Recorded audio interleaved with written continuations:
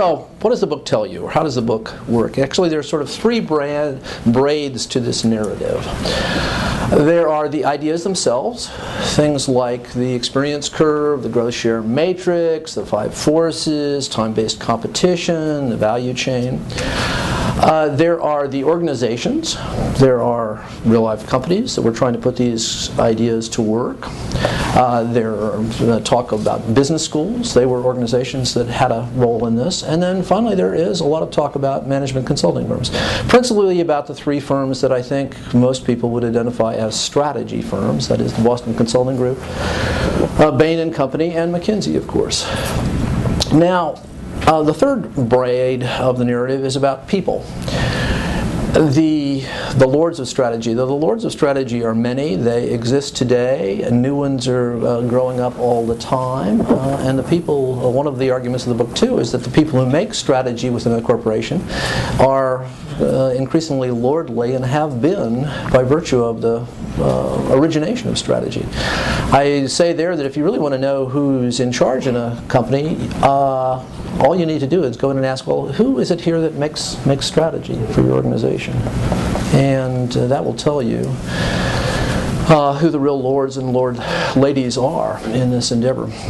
So, the book, after an initial kind of introduction to the idea of strategy as an intellectual creation of the last few years, has four kind of mini intellectual profiles of four principal characters. The first is Bruce Henderson. Now, when Bruce Henderson died in 1992, the Financial Times said of him, "Few people have had as much effect on the corporate world in the second half of the 20th century as Bruce Henderson." Then, when I talk to a few other audiences about the contents of this book, I say, how many of you have ever heard of Bruce Henderson? And typically, maybe one hand goes up, maybe two. Bruce Henderson was, of course, the man who founded the Boston Consulting Group in 1963. And as one of his competitors said of him, just when I was interviewing for the book, there should be a statue to that man. But one of the things that the experience curve, the fundamental and abiding insight behind it was, you should expect your costs to decline in a systematic and predictable way, forever and ever, amen, brother. It also, of course, had the import that if you were the company with the largest experience, if you had the most experience, that is, you made the most of a product that was proceeding down the experience curve, you ought to have a cost advantage that you would be able to sustain as long as you were the largest market share leader. And all of a sudden, the companies started looking at their costs differently. We don't remember this now, but back in the 50s and the 60s, and I talked to businessmen from that era who reported it, they said, well, your costs were your costs. You just assumed that if there were two companies who were in the same business, and they were buying most of the same parts and the same labor, that their costs must be just about identical. Completely untrue. But people didn't have the grasp of their costs at that point to understand how different two competitors might be in their situation with one another. As Bob Kaplan, a Harvard Business School accounting professor, admits, and I quote him in the book, it was the management consultants who up until the 80s really invented modern cost accounting and got people away from the accounting that had been done for their financial statements to activity-based costing and things like that. So people for the first time had a real good sense of their costs. What the growth share matrix did when you had companies that had these vast portfolios of business. Antitrust policy was different in the 50s and 60s. They wouldn't let you buy somebody in your own business. So these companies ended up with these real dog's breakfasts, a collection of different disparate things, and management didn't know how to think about them or put them together. The growth share matrix for the first time gave companies a grid in which they could put all their businesses and say, well, wait a minute, we're devoting a lot of money to this business, but it doesn't have any chance of going anywhere. We've got this very profitable business. It's not growing very fast, but we could get some cash from that. And it kind of restored power to the corporate center.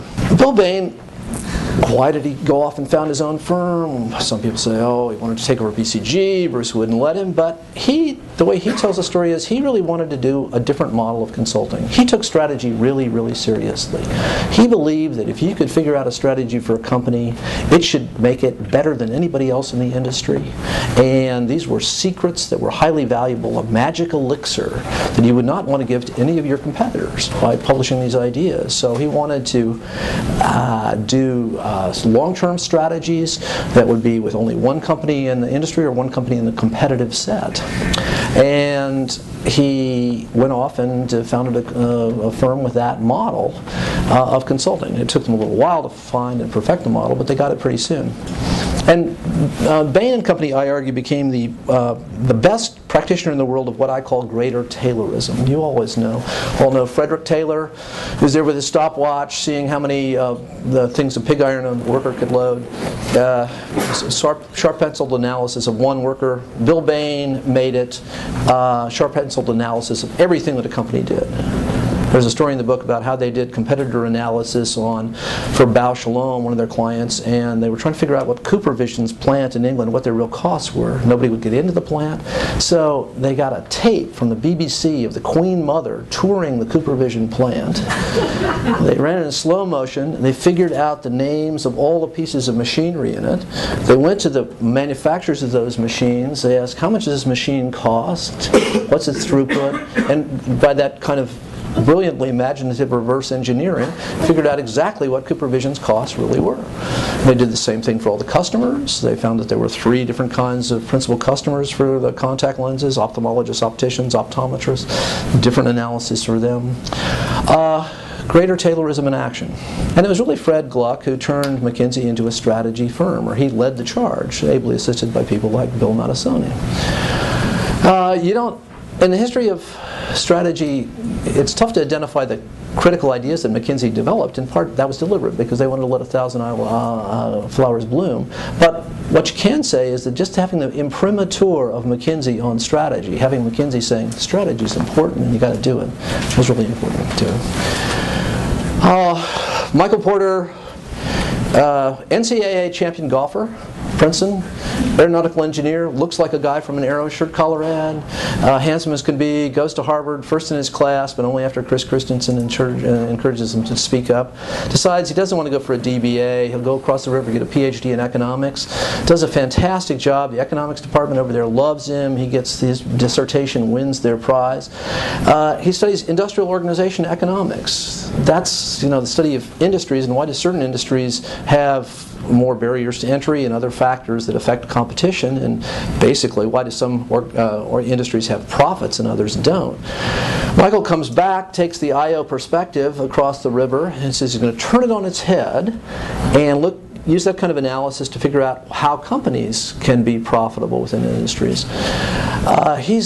The guy works so hard. I mean, he is a prolific and brilliant scholar. He comes back with all this, his prize-winning dissertation, comes over to Harvard Business School.